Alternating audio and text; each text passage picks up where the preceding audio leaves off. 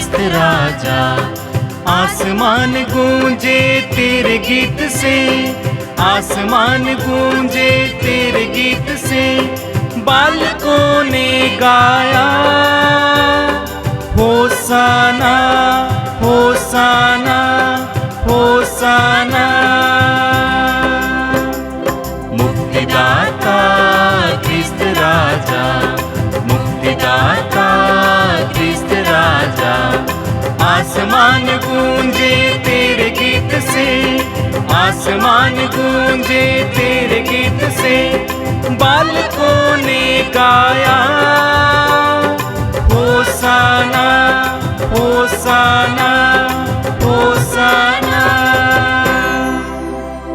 आप हैं सम्राट इस्राएल के और दाऊद के यशस्वी पुत्र हैं। ईश के जो नाम पर आते वही धन्य राजा आप परम पवित्र हैं। मुक्तिदाता ख्रिस्त राजा, मुक्तिदाता ख्रिस्त राजा। आसमान गूंजे तेरे गीत से, आसमान गूंजे तेरे गीत से, बालकों ने गाया होसाना होसाना होसाना। स्वर्ग की सेना प्रभु सर्वोच्च में आपकी महिमा निरंतर गा रही, और उनके गीत में निज स्वर मिला। चर चर हर सृष्टि भी है गा रही। मुक्तिदाता ख्रिस्त राजा, मुक्तिदाता ख्रिस्त राजा।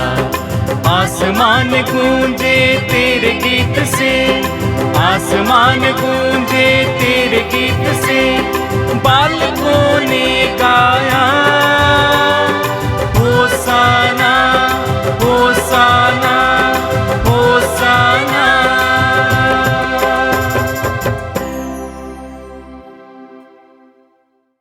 पिता और पुत्र और पवित्र आत्मा के नाम पर आमीन। हमारे प्रभु यीशु ख्रिस्त की कृपा, ईश्वर का प्रेम तथा पवित्र आत्मा का साहचर्य आप सबों को प्राप्त हो और आपकी आत्मा के साथ। भाइयों बहनों, आज हम लोग होसाना रविवार मनाते हैं। हिंदी में खजूर इतवार कहता है, क्योंकि खजूर के साथ यीशु के स्वागत में यरूशलेम के युवक युवतियाँ और जनता उमड़ पड़े थे। आज के दिन हम होसाना रविवार के रूप में मनाते। होसाना का अर्थ है हो माने हम लोगों को, सा माने रक्षा करो, ना का अर्थ है हम प्रार्थना करते, विनती करते हैं। हम विनती करते हैं कि आप आइए हमारी रक्षा करो, यही होसाना का अर्थ। आज के दिन हम उस 40 दिन आज पूरा कर देते हैं। 40 का आज 40वां दिन है, और आज से हम पवित्र सप्ताह होली वीक में एंटर करते हैं। होली वीक मानव इतिहास का सबसे महत्वपूर्ण एक सप्ताह है, क्योंकि जब ईश्वर ने संसार की सृष्टि की, उस सृष्टि में यीशु मसीह उसका केंद्र बिंदु है, और यीशु के जीवन में केंद्र बिंदु है उनका पास्कल मिस्ट्री, जो हम कहते हैं उनके क्रूस पर मृत्यु, उनका पुनरुत्थान और स्वर्गारोहण, और पंतकुस्त का दिन प्रेरितों को उन्होंने अपने शिष्यों को भेजकर प्रेरितों को नया ये जिम्मेदारी दी, कलीसिया का शुरू किया। यही है पास्कल मिस्ट्री। आज से हम उस महान रहस्य को, ईश्वरीय रहस्यों को मनाने के लिए जा रहे हैं। इसलिए आज के दिन महत्वपूर्ण दिन है। हम प्रभु को धन्यवाद देते हैं कि हमें ये अवसर मिला है। यीशु के साथ हम यात्रा करेंगे यरूशलेम की ओर। यीशु ओलीव पहाड़ से और बेथनी से शुरू किया था। ओलीव पहाड़ का एक घाटी है बेथनी, वहाँ से यीशु अपने शिष्यों के साथ एक गधे पर बैठकर यरूशलेम की ओर आया, और लोग उनके स्वागत में उल्लास के साथ आए, उनके जय जयकार करने लगे। कहा कि यहूदियों का राजा आ रहा है, क्योंकि शांति का राजा है, इसलिए गधे पर बैठ कर आई। यहूदियों के बीच दो प्रकार का सवारी था यीशु के ज़माने में, एक गधा और दूसरा घोड़ा।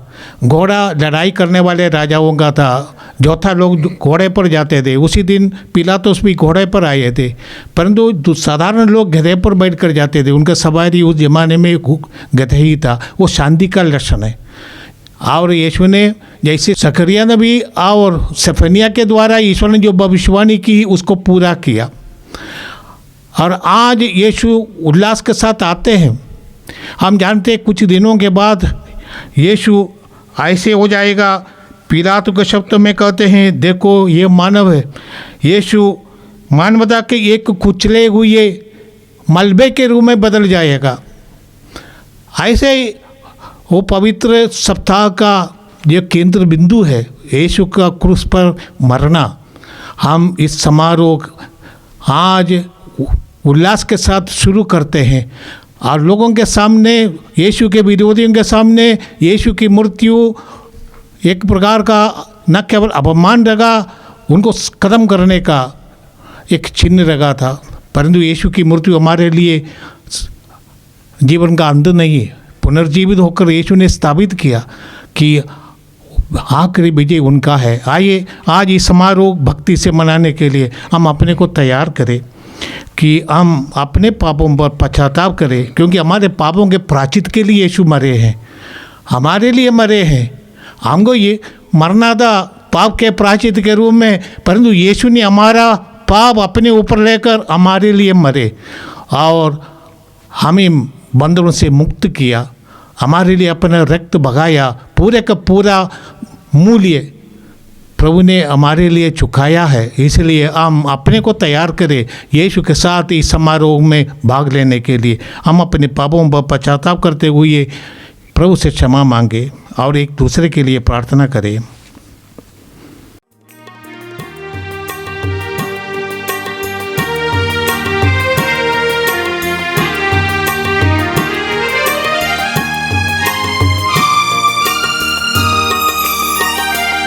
भगवन दया करो, भगवन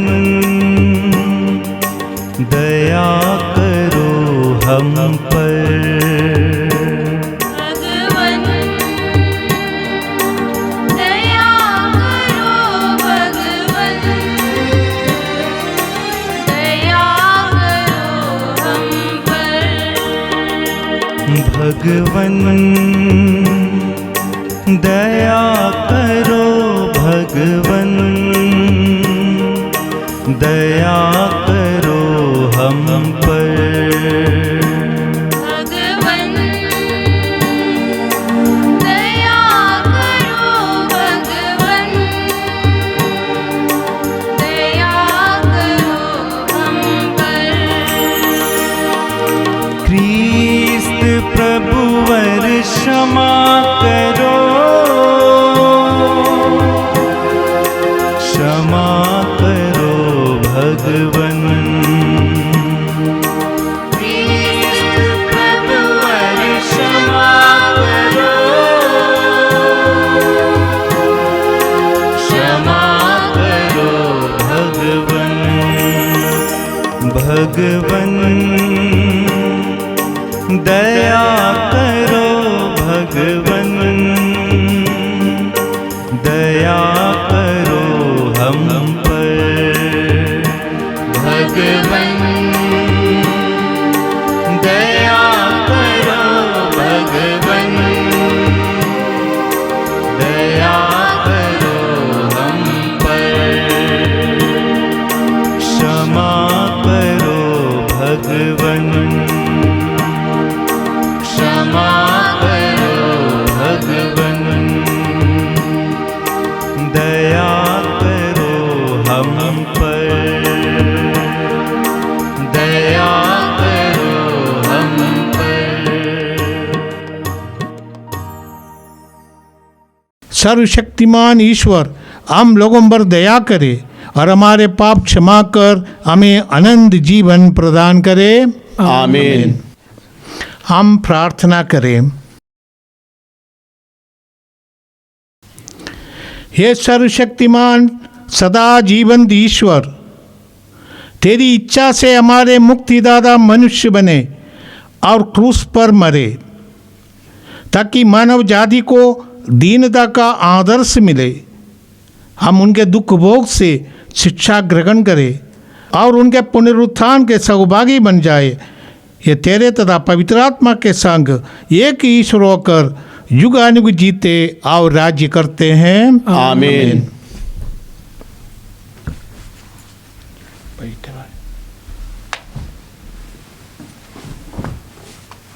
मुक्ति के तेज हृदय को उदार करने वाले ईश्वर की आत्मा मुक्ति का संदेश सुनाने में तुम्हें कृपा और सामर्थ्य प्रदान करे। आमीन।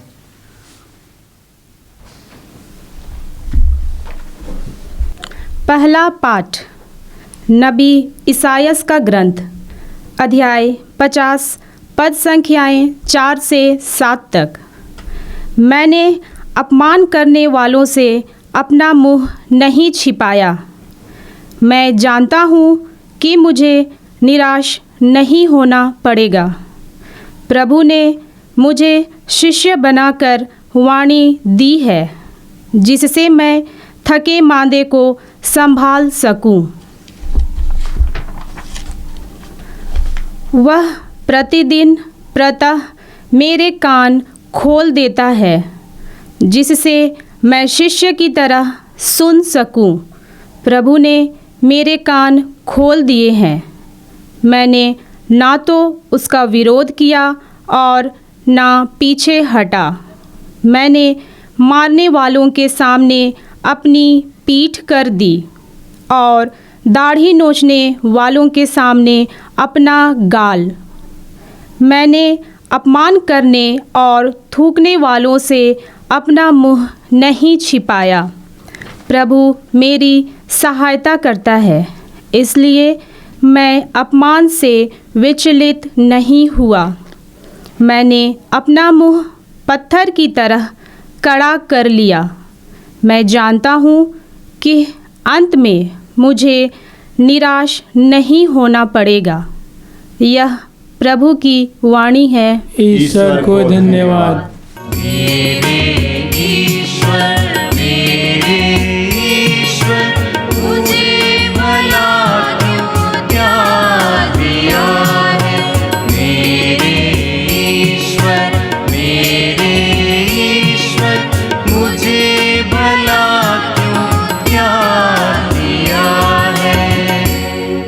मुझे जो भी देखता है मेरा उपहास करते हैं। वे सिर हिलाते हुए मेरी हंसी उड़ाते हैं। उसने प्रभु पर भरोसा रखा है, वही आप उसे बचाए। यदि वह उसे प्यार करता है तो वह उससे छुड़ाएगा। भजन अनुवाद किया।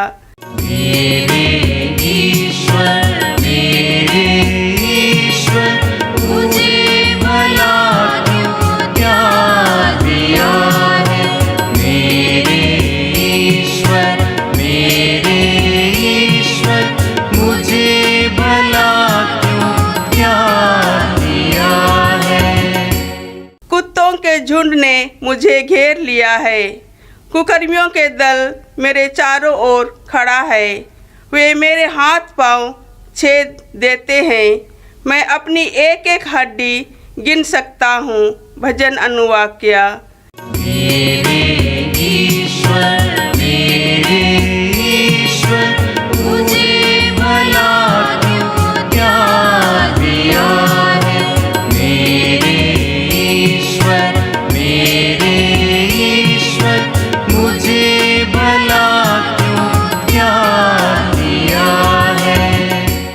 मैंने अपने भाइयों के सामने तेरे नाम का बखान करूँगा।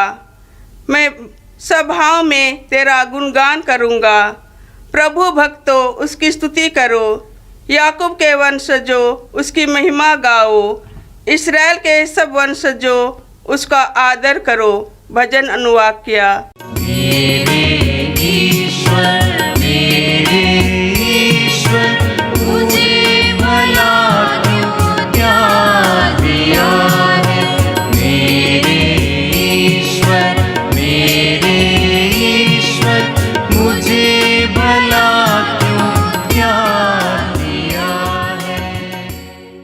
बुद्धि के तेज और हृदय को उदार करने वाले ईश्वर की आत्मा मुक्ति के संदेश सुनाने में तुम्हें कृपा और सामर्थ्य प्रदान करे। आमीन।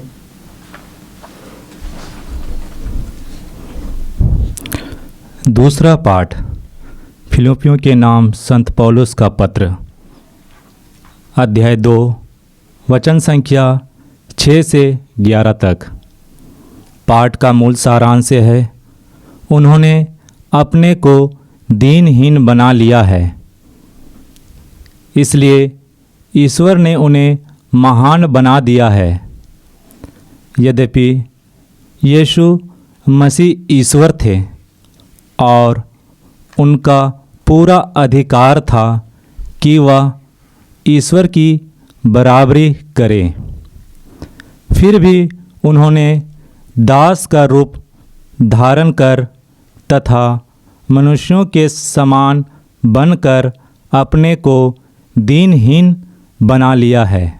और मनुष्य का रूप धारण करने के बाद वह मरण तक, हाँ, क्रूस के मरण तक आज्ञाकारी बन गए और इस प्रकार उन्होंने अपने को और भी दीनहीन बना लिया। इसलिए ईश्वर ने उन्हें महान बना दिया है और उनको वह नाम प्रदान किया है जो सब नामों में श्रेष्ठ है, जिससे यीशु का नाम सुनकर आकाश, पृथ्वी और पाताल के सब निवासी घुटने टेके तथा पिता की महिमा के लिए सब लोग यह स्वीकार करें कि यीशु मसीह प्रभु ही है। यह प्रभु की वाणी है। ईश्वर को धन्यवाद।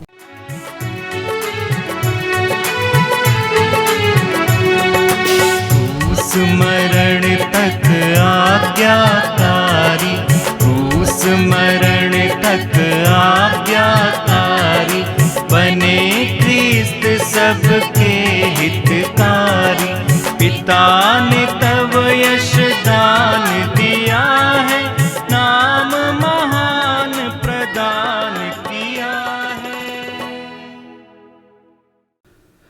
जय घोष। मसीह हमारे लिए मरण तक, हाँ, क्रूस के मरण तक आज्ञाकारी बन गए, इसलिए ईश्वर ने उन्हें महान बना दिया है और उनको वो नाम प्रदान किया है जो सब नामों में श्रेष्ठ हैं। प्रभु आप लोगों के साथ हो और आपकी आत्मा के साथ। संत लूकोस के अनुसार प्रभु यीशु मसीह का दुख भोग। हे प्रभु तेरी महिमा हो। अध्याय 22 पद संख्या 14 से लेकर अध्याय 23 पद संख्या 56 तक। समय आने पर ईसा प्रेरितों के साथ भोजन करने बैठे और उन्होंने उनसे कहा, मैं कितना चाहता था कि दुख भोग से पहले पास्का का ये भोजन तुम्हारे साथ करूं, क्योंकि मैं तुम लोगों से कहता हूं, जब तक ये ईश्वर के राज्य में पूर्ण न हो जाए मैं इसे फिर नहीं खाऊंगा। इसके बाद ईसा ने प्याला लिया, धन्यवाद की प्रार्थना पढ़ी और कहा, इससे ले लो और आपस में बांट लो, क्योंकि मैं तुम लोगों से कहता हूँ, जब तक ईश्वर का राज न आए मैं दाख का रस फिर नहीं पीऊँगा। उन्होंने रोटी ली और धन्यवाद की प्रार्थना पढ़ने के बाद उसे तोड़ा और यह कहते हुए शिष्यों को दिया, यह मेरा शरीर है जो तुम्हारे लिए दिया जा रहा है, ये मेरी स्मृति में किया करो। इसी तरह उन्होंने भोजन के बाद यह कहते हुए प्याला दिया, ये प्याला मेरे रक्त का नूतन विधान है, ये तुम्हारे लिए बहाया जा रहा है। देखो, मेरे विश्वासघाती का हाथ मेरे साथ मेज पर है। मानव पुत्र तो जैसा लिखा है चला जाता है, किंतु धिक्कार उस मनुष्य को जो उसे पकड़वाता है। वे एक दूसरे से पूछने लगे कि हम लोगों में कौन यह काम करने वाला है। उनमें यह विवाद छिड़ गया कि हम में किसको सबसे बड़ा समझा जाना चाहिए। ईसा ने उनसे कहा, संसार में राजा अपनी प्रजा पर निरंकुश शासन करते हैं और सत्ताधारी संरक्षक कहलाना चाहते हैं, परंतु तुम लोगों में ऐसा नहीं है।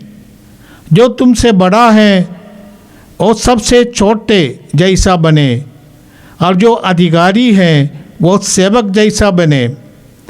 आखिर बड़ा कौन है? वह जो मेज पर बैठता है अथवा वह जो परोसता है? वही ना जो मेज पर बैठता है। परंतु मैं तुम लोगों में सेवक जैसा हूँ। तुम लोग संकट के समय मेरा साथ देते रहे। मेरे पिता ने मुझे राज प्रदान किया है, इसलिए तुम्हें ये वरदान देता हूँ कि तुम मेरे राज में मेरी मेज पर खाओगे पीवोगे और सिंहासनों पर बैठकर इस्राएल के 12 वंशों का न्याय करोगे। सीमोन, शैतान को तुम लोगों को गेहूं की तरह पड़कने की अनुमति मिली है, परंतु मैंने तुम्हारे लिए प्रार्थना की है जिससे तुम्हारा विश्वास नष्ट न हो। जब तुम फिर सही रास्ते पर आ जाओगे तो अपने भाइयों को भी संभालोगे। पेतरुस ने उनसे कहा, प्रभु, मैं आपके साथ बंदीगृह जाने और मरने को भी तैयार हूँ। किंतु ईसा ने कहा, पेतरुस, मैं तुमसे कहता हूँ कि आज मुर्गे के बांग देने से पहले ही तुम 3 बार ये अस्वीकार करोगे कि तुम मुझे जानते हो। ईसा ने उनसे कहा, जब मैंने तुम्हें थैली, झोली और जूतों के बिना भेजा था तो क्या तुम्हें किसी बात की कमी हुई थी? उन्होंने उत्तर दिया, किसी बात की नहीं। इस पर ईसा ने कहा, परंतु अब जिसके पास थैली है वह उसे ले ले और अपनी झोली भी, और जिसके पास नहीं है वह अपना कपड़ा बेचकर तलवार खरीद ले। क्योंकि मैं तुमसे कहता हूँ कि धर्म ग्रंथ का यह कथन मुझ में अवश्य पूरा होगा। उसकी गिनती कुकर्मियों में हुई, और जो कुछ मेरे विषय में लिखा है वो पूरा होने को है। शिष्यों ने कहा, प्रभु, देखिए, यहाँ 2 तलवारें हैं। परंतु ईसा ने कहा, बस। ईसा बाहर निकलकर अपनी आदत के अनुसार जैतून पहाड़ गए। उनके शिष्य भी उनके साथ हो लिए। ईसा ने वहाँ पहुंचकर उनसे कहा, प्रार्थना करो जिससे तुम परीक्षा में ना पड़ो। तब वे पत्थर फेंकने की दूरी तक उनसे अलग हो गए और घुटने टेक कर उन्होंने यह कहते हुए प्रार्थना की, पिता, यदि तू ऐसा चाहे तो ये प्याला मुझसे हटा ले, फिर भी मेरी नहीं बल्कि तेरी ही इच्छा पूरी हो। तब उन्हें स्वर्ग का एक दूत दिखाई पड़ा जिसने उनको ढाढ़स बंधाया। वे प्राण पीड़ा में पड़ने के कारण और भी एकाग्र होकर प्रार्थना करते रहे, और उनका पसीना रक्त की बूंदों की तरह धरती पर टपकता रहा। वे प्रार्थना से उठकर अपने शिष्यों के पास आए और यह देखकर कि वे उदासी के कारण सो गए हैं, उन्होंने उनसे कहा, तुम लोग क्यों सो रहे हो? उठो और प्रार्थना करो जिससे तुम परीक्षा में ना पड़ो। ईसा यह कह ही रहे थे कि एक दल आ पहुंचा। यूदस 12 में से एक उस दल का अगुआ था। उसने ईसा के पास आकर उनका चुंबन किया। ईसा ने उनसे कहा, यूदस, क्या तुम चुंबन देकर मानव पुत्र के साथ विश्वासघात कर रहे हो? ईसा के साथियों ने यह देखकर कि क्या होने वाला है, उनसे कहा, प्रभु, क्या हम तलवार चलाएं? और उनमें एक ने प्रधान याजक के नौकर पर प्रहार किया और उसका दाहिना कान उड़ा दिया। किंतु ईसा ने कहा, रहने दो, बहुत हुआ। और उसका कान छूकर उन्होंने उसे अच्छा कर दिया। जो महायाजक, मंदिर आरक्षी के नायक और नेता ईसा को पकड़ने आए थे, उनसे उन्होंने कहा, क्या तुम मुझको डाकू समझकर तलवारें और लाठियाँ लेकर निकले हो? मैं प्रतिदिन मंदिर में तुम्हारे साथ रहा, हाँ, तुमने मुझ पर हाथ नहीं डाला, परंतु ये समय तुम्हारा है, अब अंधकार का बोलबाला है।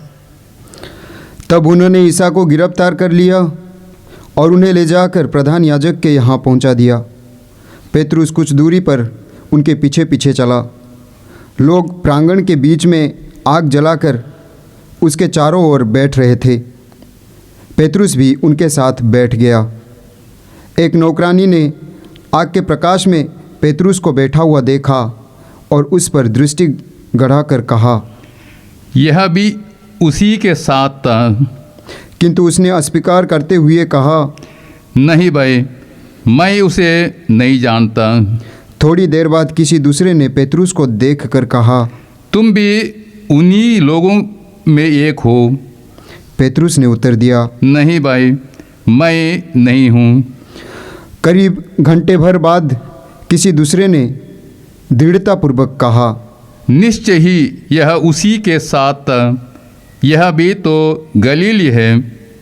पेतरुस ने कहा, अरे भाई, मैं नहीं समझता कि तुम क्या कर रहे हो। वो बोल ही रहा था कि उसी क्षण मुर्गे ने बांग दी और प्रभु ने मुड़कर पेतरुस की ओर देखा।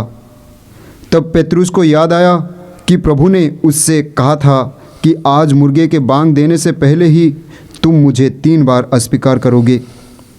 और वह बाहर निकलकर फूट फूट कर रोया। ईसा पर पहरा देने वाले प्यादे उनका उपहास और उन पर अत्याचार करते थे।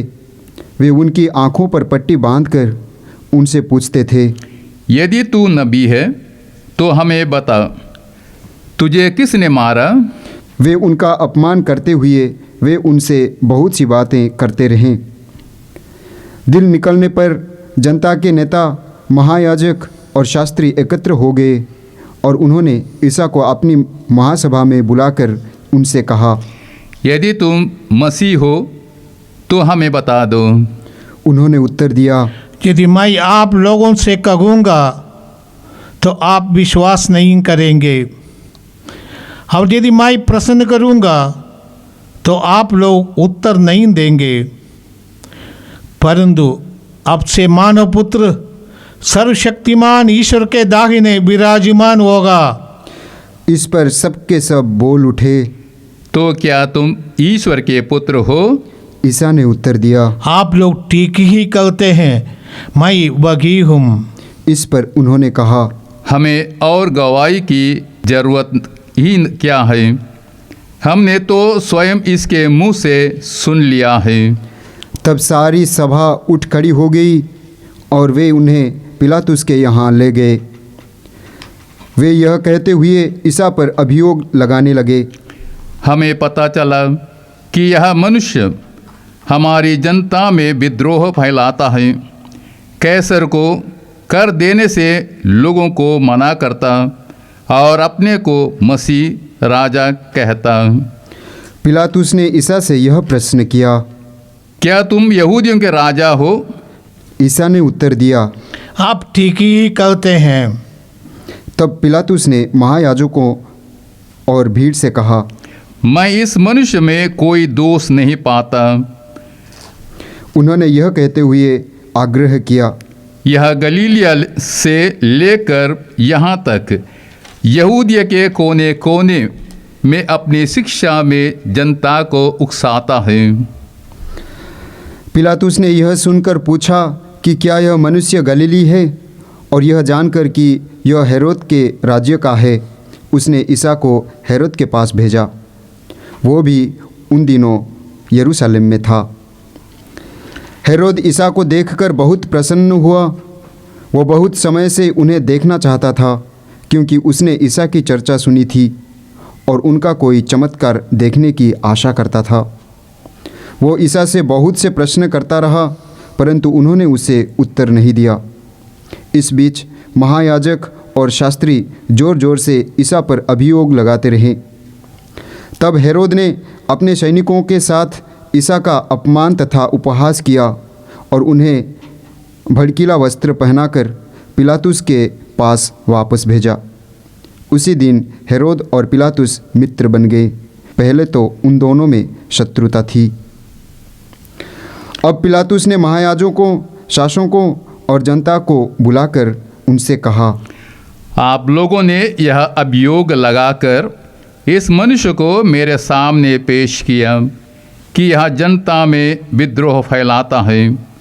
मैंने आपके सामने इसकी जांच की, परंतु आप इस मनुष्य पर जिन बातों का अभियोग लगाते हैं उनके विषय में मैंने इसमें कोई दोष नहीं पाया, और हेरोद ने भी दोष नहीं पाया, क्योंकि उन्होंने इसे मेरे पास वापस भेजा है। आप देख रहे हैं कि इसने प्राण दंड के योग्य कोई अपराध नहीं किया है, इसलिए मैं इसे पिटवा कर छोड़ दूंगा। पर्व के अवसर पर पिलातुस को यहूदियों के लिए एक बंदी रिहा करना था। वे सब के सब एक साथ चिल्ला उठे, इसे ले जाइए, हमारे लिए बराबस को रिहा कीजिए। बर्रब्बास शहर में हुए विद्रोह के कारण तथा हत्या के अपराध में कैद किया गया था। पिलातुस ने ईसा को मुक्त करने की इच्छा से लोगों को फिर समझाया, किंतु वे चिल्लाते रहे, इसे क्रूस दीजिए, इसे क्रूस दीजिए। पिलातुस ने तीसरी बार उनसे कहा, क्यों? इस मनुष्य ने कौन सा अपराध किया है? मैं इसमें प्राण दंड के योग्य कोई दोष नहीं पाता, इसलिए मैं इसे पिटवा कर छोड़ दूंगा। परंतु वे चिल्ला चिल्लाकर आग्रह करते रहे कि इसे क्रूस दिया जाए, और उनका कोलाहल बढ़ता जा रहा था। तब पिलातुस ने उनकी मांग पूरी करने का निश्चय किया। जो मनुष्य विद्रोह और हत्या के कारण कैद किया गया था और जिसे वे छुड़ाना चाहते थे, उसने उसी को रिहा किया और ईसा को लोगों की इच्छा के अनुसार सैनिकों के हवाले कर दिया। जब वे ईसा को ले जा रहे थे तो उन्होंने देहात से आते हुए सिमोन नामक कुरेने निवासी को पकड़ा और उस पर क्रूस रख दिया, जिससे वो उसे ईसा के पीछे पीछे ले जाएं। लोगों की भारी भीड़ उनके पीछे पीछे चल रही थी। उनमें नारियां भी थीं जो अपनी छाती पीटते हुए उनके लिए विलाप कर रही थीं। ईसा ने उनकी ओर मुड़कर कहा, यरूशलेम की बेटियों, मेरे लिए मत रोवो, अपने लिए और अपने बच्चों के लिए रोवो, क्योंकि वे दिन आ रहे हैं जब लोग कहेंगे, धन्य है वे स्त्रियां जो बांझ हैं, धन्य है वे गर्भ जिन्होंने प्रसव नहीं किया, और धन्य है वे स्तन जिन्होंने दूध नहीं पिलाया। तब लोग पगारों से कहने लगेंगे, हम पर गिर पड़ो और पगाड़ियों से हमें ढक लो, क्योंकि यदि हरी लकड़ी का हाल यही है तो सूखी का क्या होगा। वे ईसा के साथ दो कुकर्मियों को भी प्राण दंड के लिए ले जा रहे थे। वे खोपड़ी की जगह नामक स्थान पहुँचे। वहाँ उन्होंने ईसा को और उन दो कुकर्मियों को भी क्रूस पर चढ़ाया, एक को उनके दाएं और एक को उनके बाएं।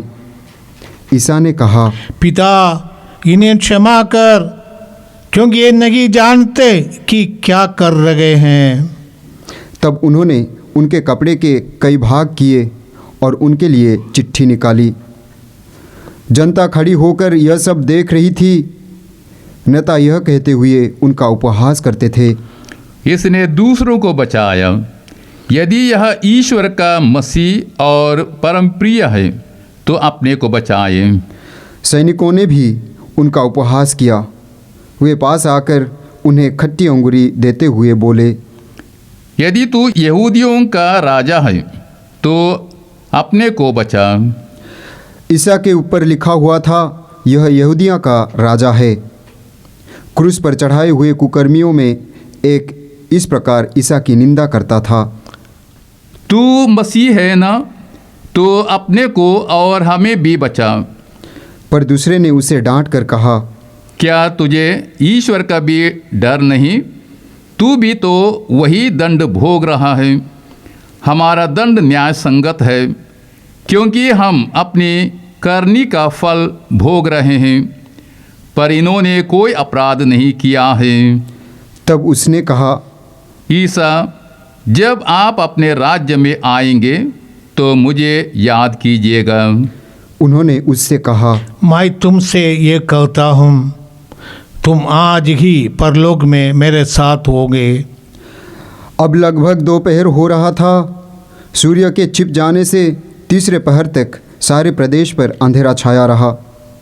मंदिर का पर्दा बीच से फटकर 2 टुकड़े हो गया। ईसा ने ऊंचे स्वर से पुकार कर कहा, पिता, मैं अपनी आत्मा को तेरे हाथों में सौंपता हूँ। और यह कहकर उन्होंने प्राण त्याग दिए। सतपति ने यह सब देखकर ईश्वर की स्तुति करते हुए कहा, निश्चय ही यह मनुष्य धर्मात्मा था। बहुत से लोग यह दृश्य देखने के लिए इकट्ठे हो गए थे। वे सब के सब इन घटनाओं को देखकर अपनी छाती पीटते हुए लौट गए। उनके सब परिचित और गलीलिया से उनके साथ आई हुई नारियां कुछ दूरी पर से यह सब देख रही थीं। महासभा का यूसुफ नामक सदस्य निष्कपट और धार्मिक था। वह सभा की योजना और उसके षड्यंत्र से सहमत नहीं हुआ था। वह यहूदियों के अरिमथिया नगर का निवासी था और ईश्वर के राज्य की प्रतीक्षा में था। उसने पिलातुस के पास जाकर ईसा का शव मांगा। उसने शव को क्रूस से उतारा और छालटी के कफन में लपेटकर एक ऐसी कब्र में रख दिया जो चट्टान में खुदी हुई थी और जिसमें कभी किसी को नहीं रखा गया था। उस दिन शुक्रवार था और विश्राम का दिन आरंभ हो रहा था। जो नारियां ईसा के साथ गलीलिया से आई थीं, उन्होंने यूसुफ के पीछे पीछे चलकर कब्र को देखा और यह भी देखा कि ईसा का शव किस तरह रखा गया है।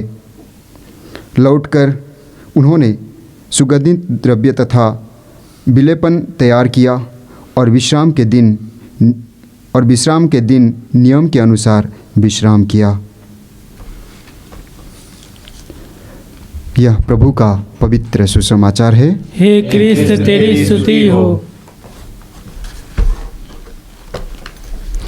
भाई और बहनों, हमने यीशु के दुख भोग के बारे में अभी पवित्र सुसमाचार सुना है। यीशु ने हमारे लिए क्या किया, इस पर इन दिनों हम मनन करते आए। आज के प्रथम पाठ में हमने सुना है यशायाह नबी से पाठ। ये पाठ उन 4 गीतों में से है। यशायाह नबी के ग्रंथ में हम 4 पाठ सुनते हैं जो ईश्वर के दुख सगने वाले सेवक के बारे में है।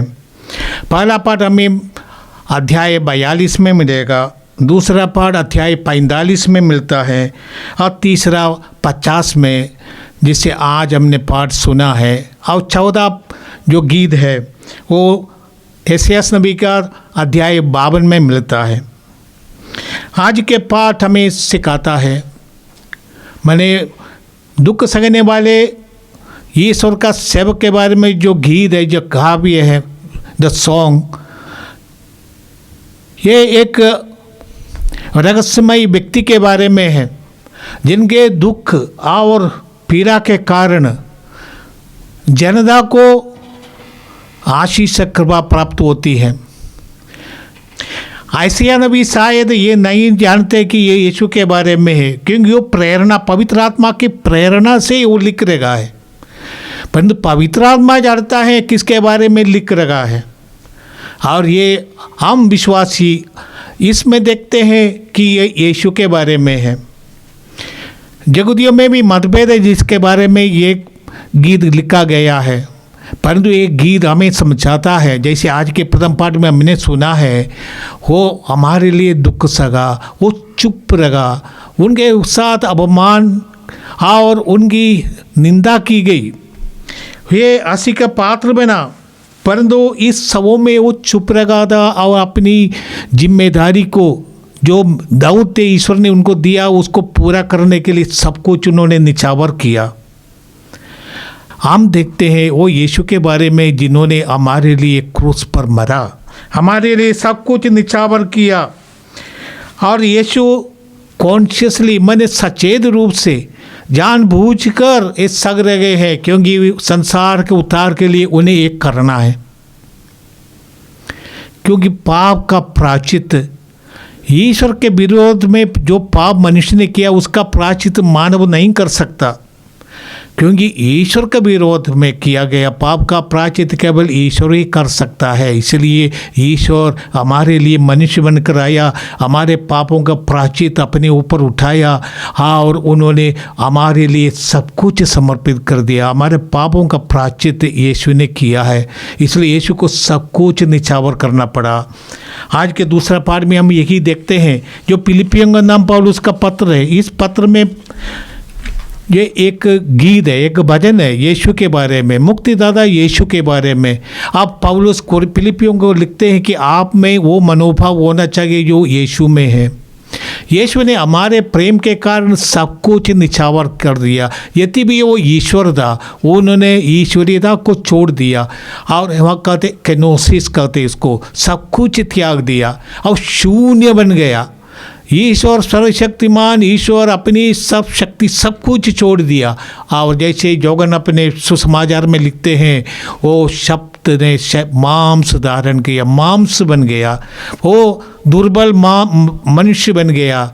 और इतना ही नहीं, पौलुस लिखते वो दास बन गया, गुलाम बन गया हमारे लिए। यीशु ने सब कुछ हमारे लिए निछावर किया, अपने मान सम्मान, अपने शरीर और सब कुछ हमारे लिए निछावर किया।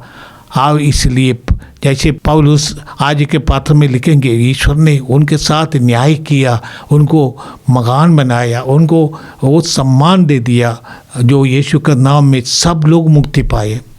परंतु इसके लिए यीशु को बहुत कुछ करना पड़ा, बहुत कुछ त्याग देना पड़ा। इन दिनों हम उन पर मनन करें। आज के सुसमाचार में देखते हैं कि यीशु के साथ क्या हुआ उन 2 दिनों में। हम देखते हैं कि अंतिम ब्यालू के समय यीशु ने अपने शिष्यों को बुलाया। यदि भी लूकस के सुसमाचार में नहीं दिया गया है कि यीशु ने शिष्यों को पैर धोया। जोगन के सुसमाचार में पढ़ते हैं यीशु ने शिष्यों को पैर धोया, और इसके बाद यीशु ने उनके साथ अंतिम भोजन किया। उस समय यीशु ने रोटी लेकर उनको देकर कहा, ये मेरा शरीर है। और उन्होंने धाकरे से भरा कटोरा लेकर कहा, ये मेरा रक्त है। और शिष्यों ने इनको ग्रहण किया। जो शरीर हमारे लिए क्रूस पर दूसरे दिन शुक्रवार के दिन बलि चढ़ाया जाएगा, यीशु ने शिष्यों को दे दिया। और वो रक्त जो विधान का रक्त है, यहूदियों के लिए विधान, ईश्वर के साथ जो संधि है उसको विधान कहते हैं। पुराने व्यवस्था को हम पुराने विधान कहते हैं। वो सिनाई पर्वत पर ईश्वर के साथ उन्होंने किया था। वो बकरों का रक्त के द्वारा, रक्त में जीवन है। यहूदियों का ये विश्वास है रक्त में जीवन है।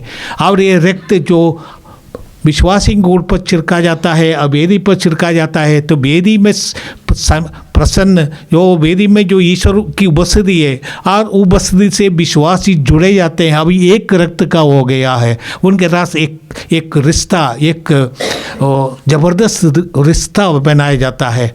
वही विधान हमें ईश्वर का पुत्र पुत्रियम बना देता है।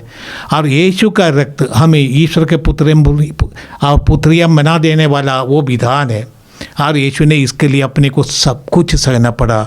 आज के सुसमाचार में देखते हैं यीशु के बारे में, यीशु अपने शिष्यों के साथ ये करने के बाद उनको चेतावनी भी दिया कि तुम में से एक आज मेरे साथ विश्वासघात करेगा, परंतु शिष्यों का दिमाग में हमसे कौन बड़ा है कौन छोटा है इस पर वाद विवाद चल रहा। खाने के टाइम में ये लोग सोचते कि हम कहाँ बैठेंगे, यीशु के निकट बैठेंगे या सब लोग कुर्सी पाने की चक्कर में है।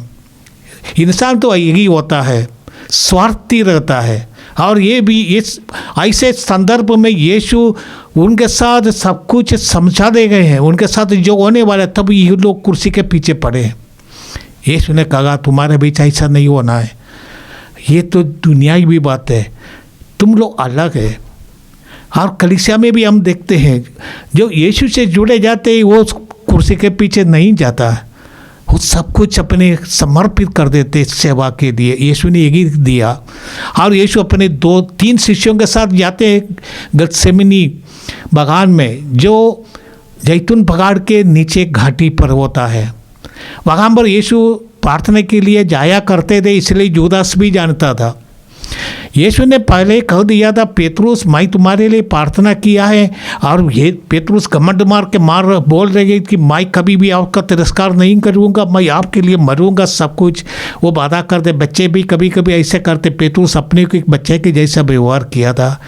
और ये पेतरुस साथियों को यीशु ले गया गतसेमनी में प्रार्थना करने के लिए, और उनको कहा इधर बैठो प्रार्थना करो। और यीशु आगे जाकर पिता से प्रार्थना कर रहे, अनुरोध कर रहे, पिता आपके पास और कोई रास्ता है, ये प्याला मुझसे दूर हो जाए। पिता के पास और कुछ रास्ता होगा, क्योंकि यीशु जानते हैं ये प्याला पीने करते उनको आखिरी बूंद तक रक्त बगाना है, क्रूस पर मरना है, दारुणमय मृत्यु का सामना करना अपनाना है, अपने शरीर को टुकड़ा टुकड़ा कर देना पड़ता है। ये सोचकर यीशु इतना घबरा गए कि उनका खून पसीने के रूप में बाहर निकलने लगा।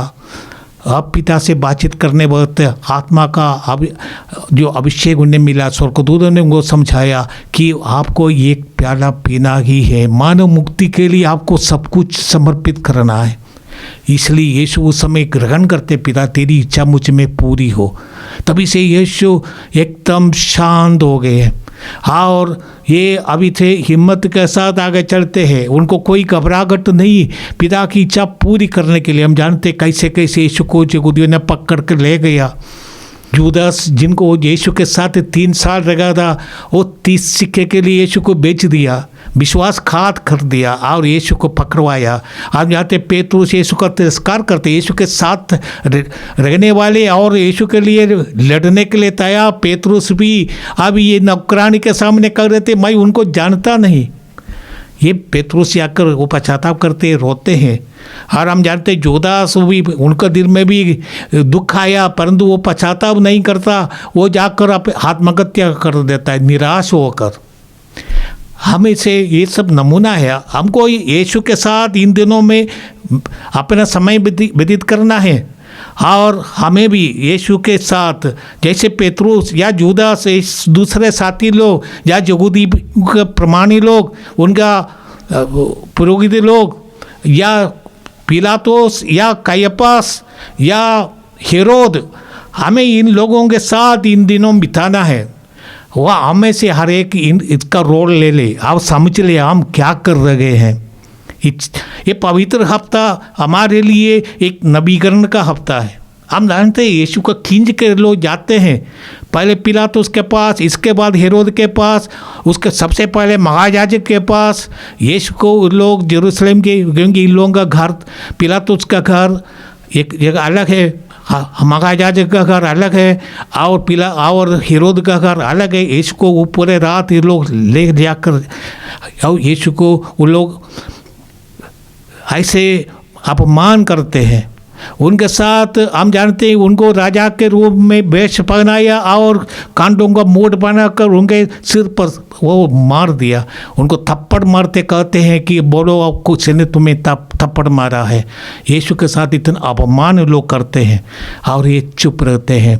जैसे इसियास ने भी एक जगह कहते हैं कि वध के लिए ले जाने वाले बकरे के जैसा वो चुप रहा था। हम यीशु के साथ जाइए और हम जानते कि वो उन लोगों के सामने एक ऑप्शन लगा।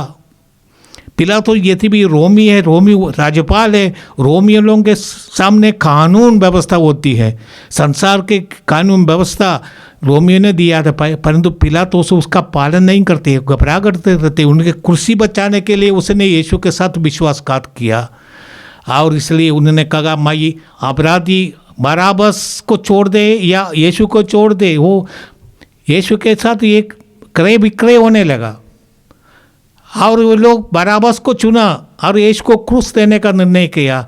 असली में बराबस का अर्थ क्या है? बार मैंने पुत्र, अब्बास में ये पिता, पिता का पुत्र, असली पिता का पुत्र यीशु है, अपने पिता ईश्वर का पुत्र। वो बराबस के बदले क्रूस पर चढ़ाया गया हमारे पापों के लिए। हम ये सब समझ ले कि क्या यीशु के साथ हुआ है। इस पुण्य सप्ताह हमारे लिए केवल मनन चिंतन का नहीं, यीशु का अनुकरण करने का समय है। जीवन को इस दृष्टि से देखने का है, मेरे पाप का असर क्या है। यीशु मेरे लिए क्रूस पर मरे, नंगे होकर, सबों के सामने अपमानित होकर, ये समझ ले कि पाप का असर क्या है। ये सप्ताह हमारे लिए परिवर्तन का समय है, जीवन परिवर्तन। ये वरदान हम प्रभु से मांगे। आइए हम प्रभु के साथ हमारे समय बिताइए।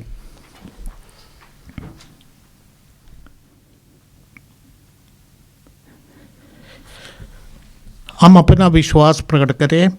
प्रेरितों का धर्मसार। मैं स्वर्ग और पृथ्वी के सृष्टिकर्ता सर्वशक्तिमान पिता ईश्वर और उसके इकलौते पुत्र अपने प्रभु यीशु ख्रिस्त में विश्वास करता हूँ, जो पवित्र आत्मा के द्वारा गर्भ में आया, कुंवारी मरियम से जन्म लिया, पोंतियुस पिलातुस के समय दुख भोगा, क्रूस पर चढ़ाया गया, मर गया और दफनाया गया। वह अधोलोक में उतरा और तीसरे दिन मृतकों में से फिर जी उठा। वह स्वर्ग में आरोहित पिता के दाहिने विराजमान है। वह आकाश से जीवितों तथा मृतकों को न्याय करने आएगा। मैं पवित्र आत्मा पर, पवित्र कलीसिया, धर्मों की सहभागिता, पापों की क्षमा, देह का पुनरुत्थान और अनंत जीवन पर विश्वास करता हूँ। आमीन।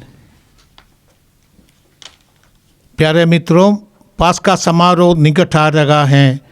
आइए हम अधिक आग्रह के साथ प्रभु से निवेदन करें ताकि उसकी बपतिस्मा प्राप्त प्रजा तथा सारी मानव जाति से संयुक्त होकर हम इस पवित्र संस्कार में अधिक उदारता से भाग ले सकें।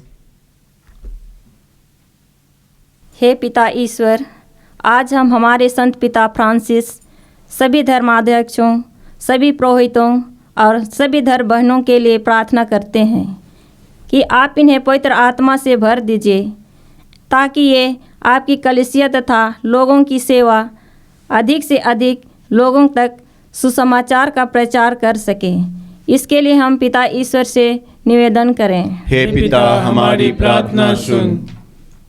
हे पिता ईश्वर, आज हम सभी विभिन्न प्रकार के रोगियों के लिए प्रार्थना करते हैं कि आप अपना पवित्र दाहिना हाथ बढ़ाकर सभी मरीजों और उनकी दवाइयों को स्पर्श एवं आशीष दीजिए।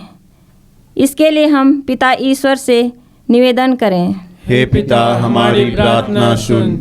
हे पिता ईश्वर, आज हम मातृधाम आश्रम परिवार में रहने वाले सभी पुरोहितगण, धर्म बहनें एवं अन्य सभी सेवाकर्मी के लिए प्रार्थना करते हैं।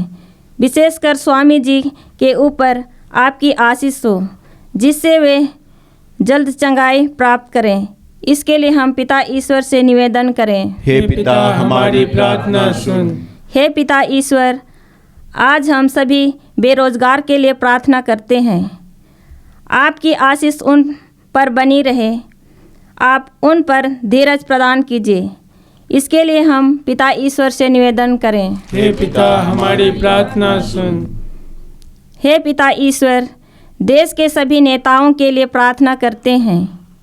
आप उन्हें प्रज्ञा और ज्ञान से भर दीजिए, जिससे देश का संचालन अच्छी तरह से कर सकें। इसके लिए हम पिता ईश्वर से निवेदन करें। हे पिता, हमारी प्रार्थना सुन। हे प्रभु, अपनी कलीसिया की प्रार्थनाओं पर दया दृष्टि डाल, हम पर अपनी करुणा प्रदर्शित कर क्योंकि हमारी आत्माएं तेरी ओर अभिमुख है। तेरे इस दिव्य संस्कार में भाग लेकर हम नित्य तेरी सगायदा प्राप्त करते रहे, हमारे प्रभु क्रिस्त के द्वारा। आमीन।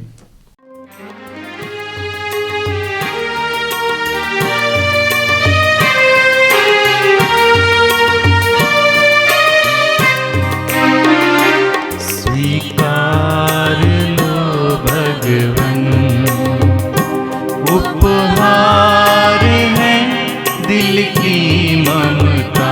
स्वीकार लो भगवन, तब प्रेम की बहे सरिता सदा मिले हमें प्रभुता। तब प्रेम की बहे सरिता सदा मिले हमें प्रभुता। ये दाख रस रोटी भर लो, बिनती प्रभु सुन लो। स्वीकार लो भगवन, उपहार है दिल की ममता। स्वीकार लो भगवन।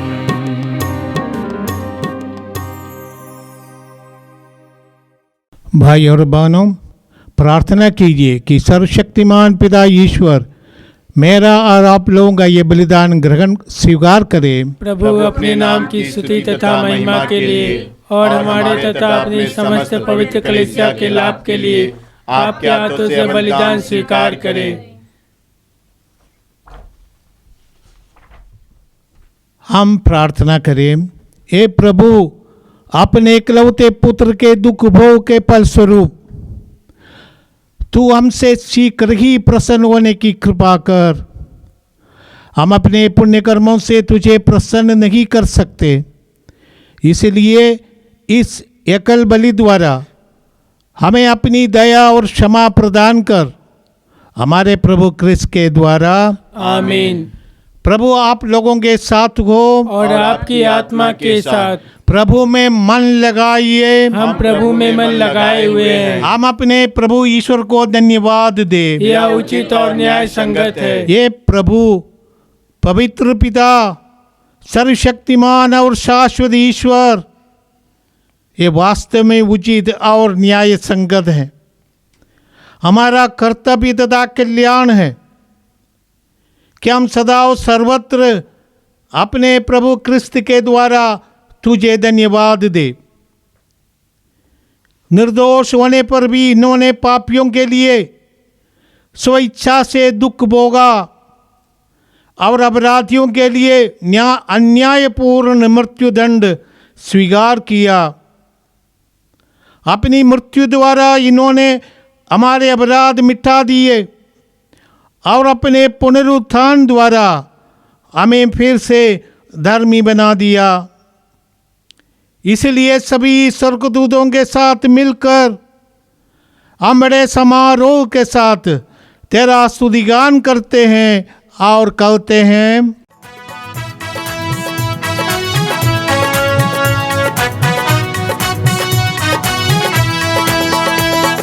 पावन पावन पावन प्रभु शक्तिमान भगवन। हे पावन पावन पावन प्रभु शक्तिमान भगवन। पूर्ण है उसकी महिमा से स्वर्ग और धरा।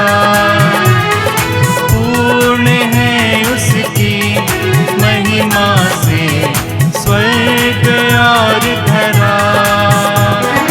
प्रभु के नाम पर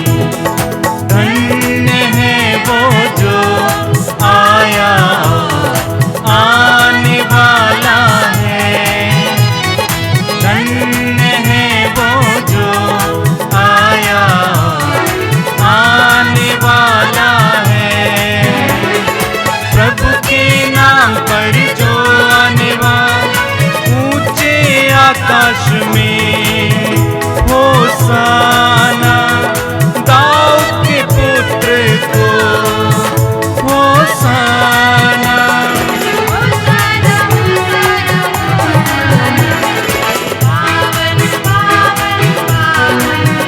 प्रभु शक्तिमान भगवन, पावन पावन पावन, प्रभु शक्तिमान भगवन। हे प्रभु, तू वास्तव में पवित्र है, सारी पवित्रता का स्रोत है। हम तुझसे प्रार्थना करते हैं, तू इन उपकारों को अपनी आत्मा के संस्पर्श से पवित्र कर दे, कि हमारे प्रभु यीशु ख्रिस्त का शरीर तथा रक्त बन जाए। जब वे स्वेच्छा से मृत्यु के लिए सौंपे गए, उन्होंने रोटी ली, तुझे धन्यवाद दिया और रोटी तोड़कर उसे अपने शिष्यों को देते हुए कहा, तुम सब इससे लो और इसमें से खाओ, क्योंकि ये मेरा शरीर है जो तुम्हारे लिए बलि चढ़ाया जाएगा।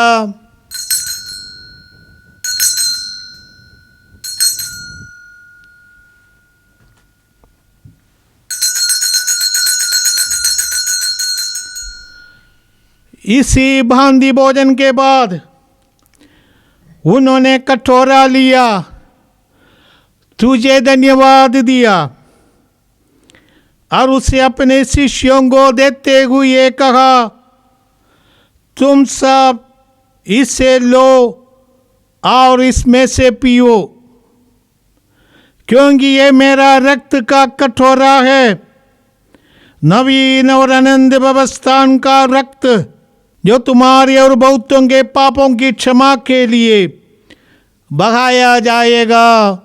तुम मेरी स्मृति में ये किया करो।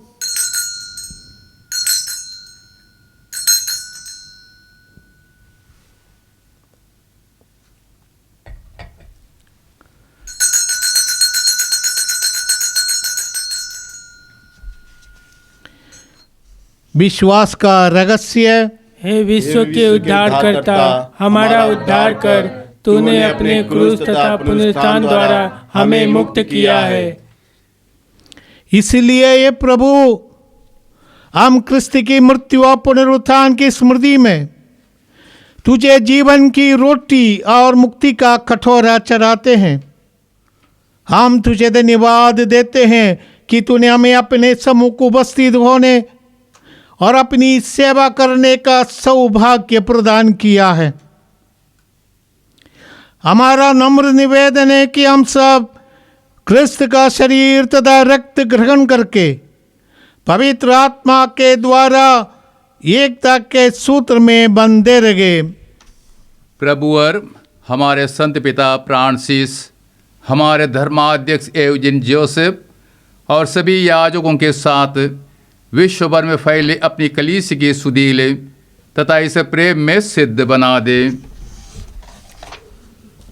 हमारे उन भाई बहनों की भी सुधीले जो पुनरुत्थान की आशा में परलोक सिधार चुके हैं, उन्हें और सभी मृतकों को अपने पुण्य दर्शन का सौभाग्य प्रदान कर। हम सब पर दया दृष्टि डाल कि हम भी अनंत जीवन के सहभागी बने और ईश्वर की माता धन्य कुमारी मरियम, उनके वर धन्य योसेफ, धन्य प्रेरितों तथा सब संतों के साथ जो युग युग में तेरे प्रति विश्वस्त बने रहें, तेरी स्तुति और महिमा कर सके, तेरे पुत्र यीशु ख्रिस्त के द्वारा। हम सब मिलकर प्रभु का यशोगान करें। इन्हीं प्रभु ख्रिस्त के द्वारा, इन्हीं के साथ और इन्हीं में ये सर्वशक्तिमान पिता परमेश्वर पवित्र आत्मा के साथ सारा गौरव तथा सम्मान युगानुयुग तेरा ही है। आमीन आमीन आमीन।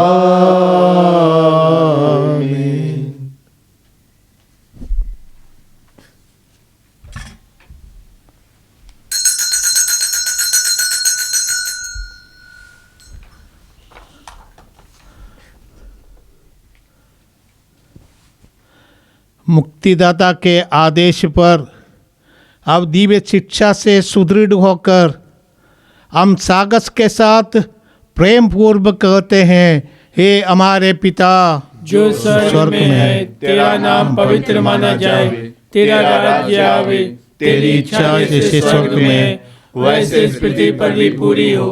हमारा प्रतिदिन का आहार आज हमें दे, और हमारे अपराध हमें क्षमा कर, जैसे हम भी अपने अपराधियों को क्षमा करते हैं, और हमें परीक्षा में न डाल, परंतु बुराई से बचा।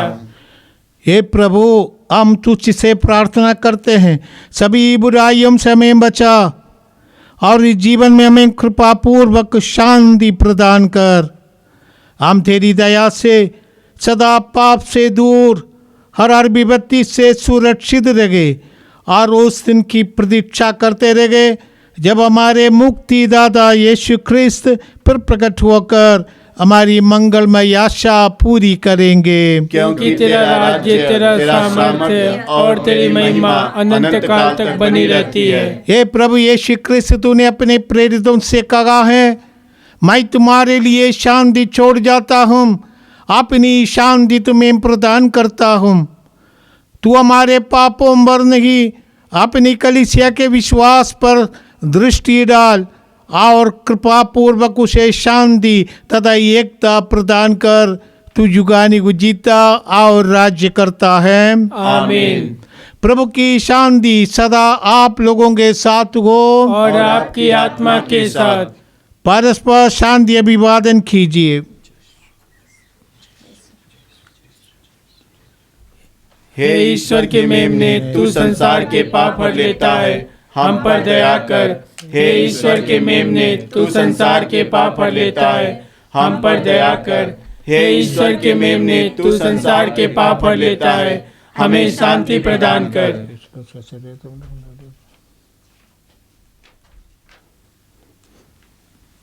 देखिए ईश्वर का मेमना यीशु ख्रिस्त जो हमारे लिए क्रूस पर मरे। इन्हें देखिए जो संसार के पाप पर लेते हैं।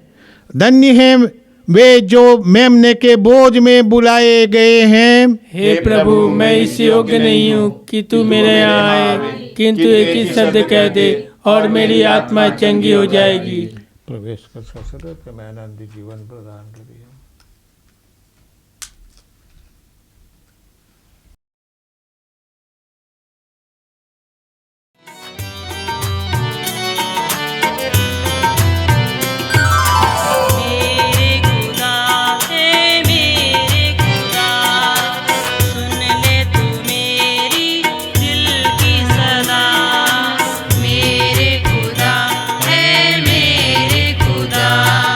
सुन ले तू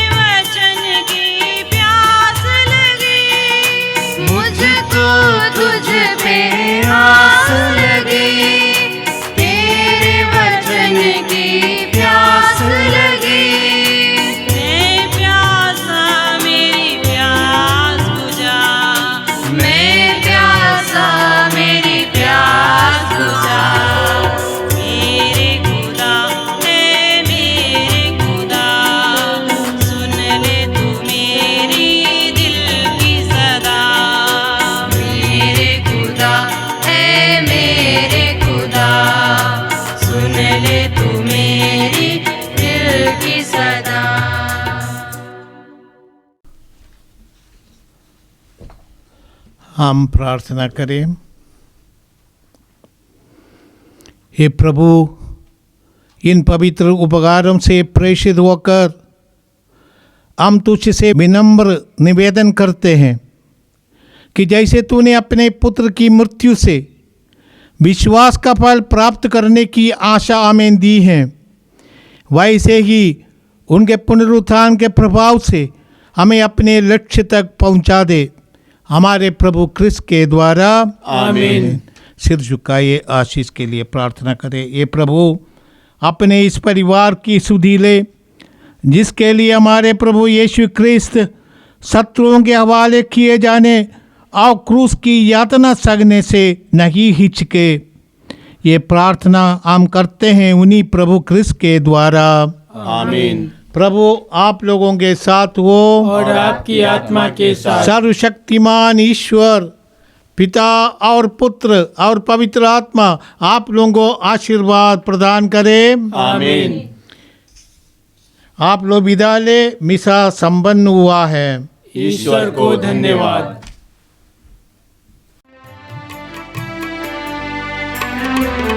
मैं तेरी करुणा के गीत गाती रही हूँ, गाती रहूँगी। मैं तेरी करुणा के गीत पीढ़ी से पीढ़ी तलक है युगों में, पीढ़ी से पीढ़ी तलक है युगों में। तेरी सच्चाई जताती रहूँगी। मैं तेरी करुणा के गीत गाती रही हूँ, गाती रहूँगी। मैं तेरी करुणा के गीत।